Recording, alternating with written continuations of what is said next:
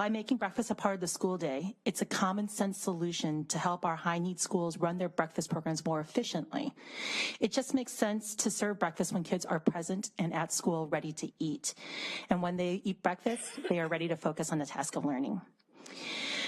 As Lauren mentioned in her testimony, her statistics said 1 in 6 children in Washington are hungry. My statistic from my sources actually says 1 in 5 children don't know where the next meal is coming from. And if I could take that sad statistic and make it even sadder, that number hasn't budged much in the last few years.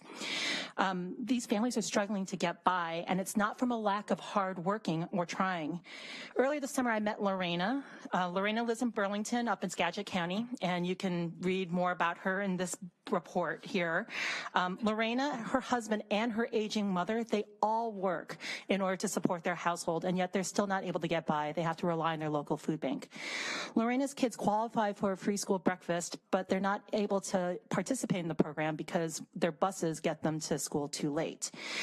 Lorena said to me, "My kids go through the school day hungry. When they get home, the first thing they do is throw their backpacks on the floor, open the fridge, and ask, what do we have to eat?" The answer may depend on whether or not Lorena got to the food bank that day. We cannot let our kids go through entire school days distracted by empty stomachs. The food that food banks provide to households, whether through our regular distributions or through school backpack programs, is meant to be supplemental. We assume that families who are eligible for food assistance from other resources are able to access those programs, and it's heartbreaking to hear that that's not the case.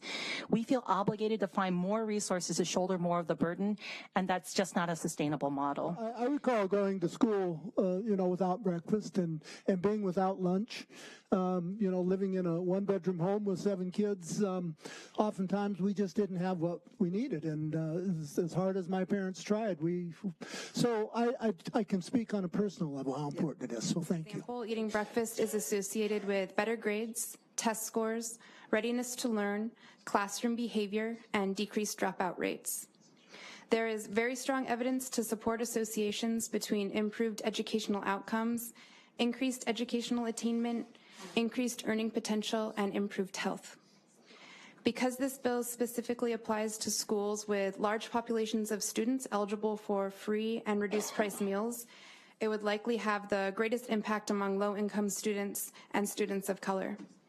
Therefore, this bill has potential to narrow educational opportunity gaps and decrease health disparities.